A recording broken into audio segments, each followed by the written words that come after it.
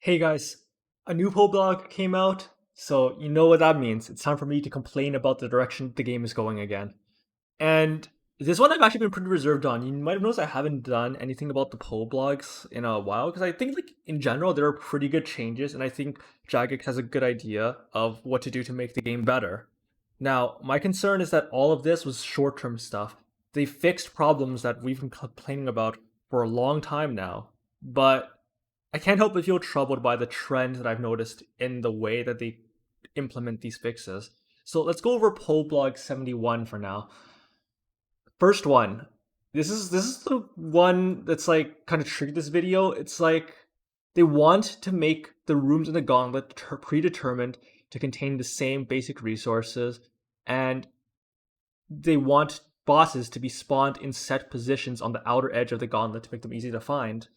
And Jagex has no clue what they're doing. Like, these aren't good changes in my opinion. I don't think these are good changes. The whole point of the gauntlet was to have a new experience each time, like to have randomized dungeon layouts to be able to adapt to bad RNG when you do get bad spawns. And I personally think that the current time limit is fair. And if you're under max combat, I'm sure you'll struggle a lot more of these time limits since you'll need better gear, you'll need more food and stuff like that. But in general, I think like if you're in the 120s combat range, or even like 115 plus, you're probably fine in the gauntlet in terms of time. So even if they did want to make it a bit easier, why is this the way they do it? Isn't the point of the gauntlet to be randomized? Like, why would the way to solve the bad RNG problem of gauntlet be to just take out RNG when it's like one of the main selling points of it?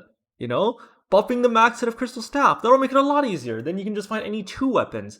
You can find like two bosses because you can find weapon frames either way. But like it makes it a lot more viable, and more importantly for people learning the gauntlet, it makes it easier because you do more damage. And the halberd is pretty unsafe to use if you're just learning. You can get out of position and hit by the Hun left pretty quickly if you're going to melee range of into melee range of it. But like the staff doesn't really have that problem, so making the staff better is a buff to learning the gauntlet too because it's just easier to use in halberd.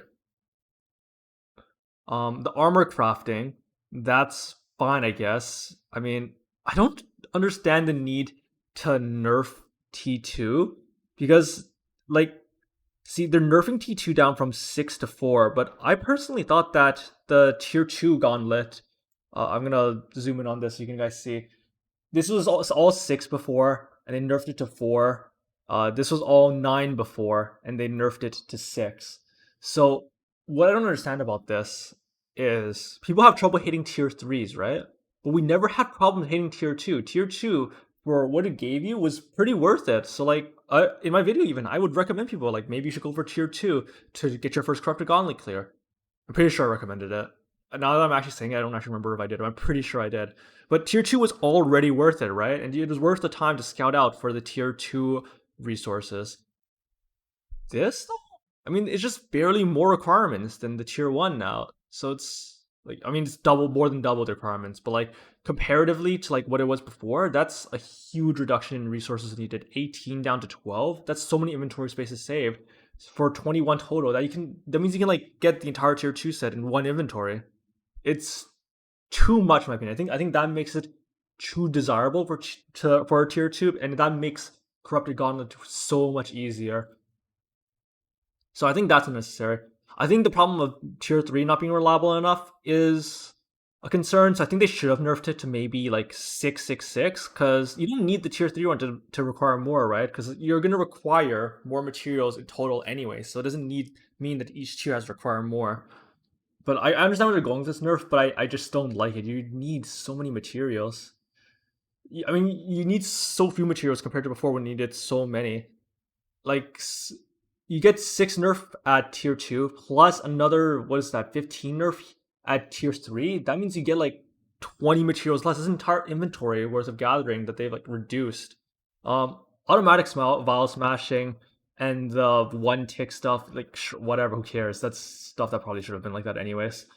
um 7 and 8 are ones I have mixed feelings about. 7 is they played a sound cue to let you know you have to change prayer. That I think like I don't like it, but let's be real here. Everyone who does Gauntlet uses those timers in the background anyways. Might as well just implement it into the game if everyone's gonna do it like that. And 8 should Hunlift's damage be on hit, then on cast. I I don't understand what they're thinking with this. This one's actually pretty stupid because that removes the ability to redemption the gauntlet, the Hunleft's hits, which is pretty skill intensive. And not only that, it doesn't make sense. What's the point of having a mechanic where you need to like count the attacks, or not even count them anymore because there's going to be a sound effect that plays before it changes attack styles. So like, what's the point of having to pay attention to that if you can just like see the Hunleft shoot out a projectile and say like, oh, it's this like Jad, I need to change to that play style now. It's not a good change. It doesn't make sense. It doesn't fit with the original theme of the Gauntlet. The road test guardian changes are all just to make it faster. But here, these 4 changes don't matter. It's all just to, like, make the fight faster because there's a lot of time in Grotesque Guardian where you don't spend fighting the boss. These are all good changes. I'm not gonna read through them all because I get the general idea. I'm gonna vote yes to all of them. But this one is one I don't understand. So like the idea was that people boss hunting, pet hunting for the Grotesque Guardian pet or uniques or whatever will get a bit more efficiency back on like going for records because they get untradeable granite dust that you can use to make the cannonable tasks go by faster and slightly increase your XP per hour on those tasks. Like say you're going for like an EHP record or something, like you're competing with your clan for EHP. Granite dust is really useful for marginally improving Slayer XP per hour there. It's not that big of a difference, but it is noticeable. So I don't understand this because it was originally designed to be untradeable. Like we pulled it as untradeable, right? Like that was the whole point. So like we wouldn't power creep the cannon, we wouldn't power creep Slayer. It would still be worse to do Grotesque Guardians to get Granite Dust than to just cannon normally and ignore the Grotesque Guardians. That way people who do the Grotesque Guardians get a benefit outside Grotesque Guardian tasks because you have to do other tasks for Slayer too, right? But like this doesn't make sense. This just means that you're just gonna buy the the Granidas. I mean, it's good for Grotesque Guardians to increase their GP per kill, but like it doesn't make sense with the original idea behind Granite Cannonballs. It reminds me of I'm trying to find it right now. Here, like in the last poll, we had the question to make Crystal Shards tradable. Like it doesn't make sense. The whole point of incentivizing people to do stuff in Prifindus was to get Crystal Shards that they can use on their activities. But now that you just make them tradable, like people are just gonna bot Prifindus. People are gonna say you can't bot it because it's high level content. That is complete BS. I guarantee you there are people that are gonna bot this content or Venezuelans doing this content. Whatever. It just means that you're gonna buy it from like gold farmers, like maybe someone else who just doesn't care about making it. That's the legitimate one, the one where people just don't care about making it but still do the content legitimately. Like it doesn't make sense. You had this system where like it was balanced around being untradeable, and then you make it tradable. Same with the Blade of Saildor. I don't want you to get me wrong. I like this change. I like the change to make the Blade of Saildor infinitely charged so that it actually can compete against the Rapier viably, but at the same time, it just completely power creeps the Tent Whip, which was balanced around the fact that the Blade of Saildor required charges from this scuffed method. Where like, if you collected them, good for you. Like you don't need to buy a Tent Whip, and this you don't need to spend money on a Tent Whip, I mean, and it's just better than than like something like a Grazi or a Tent Whip for Theater of Blood. I know that like crystal shards were technically had a value before because you could make them into the divine combat potions, and that's how you would get value out of crystal shards. But there's no way to like directly purchase them. But now that you can like trade your crystal tool, whatever weapon seeds for crystal shards, you essentially just give crystal shards a GP value that you can buy crystal shards for, and it just completely goes against the design of the original crystal shards. And I feel the same way about Granite Dust here. I'm not gonna look through the rest. Sorry about the cough. I'm kind of sick right now. I'm not gonna like go through the rest of these. They don't really matter. But you get what I'm trying to say, right? Like, there's just no sense of direction in the game anymore. Another one that was really bad, in my opinion, was like graceful set effect. Like, the whole point was that like you get the benefit of running the whole effect, but like the parts on their own are still good because of the negative weight reduction.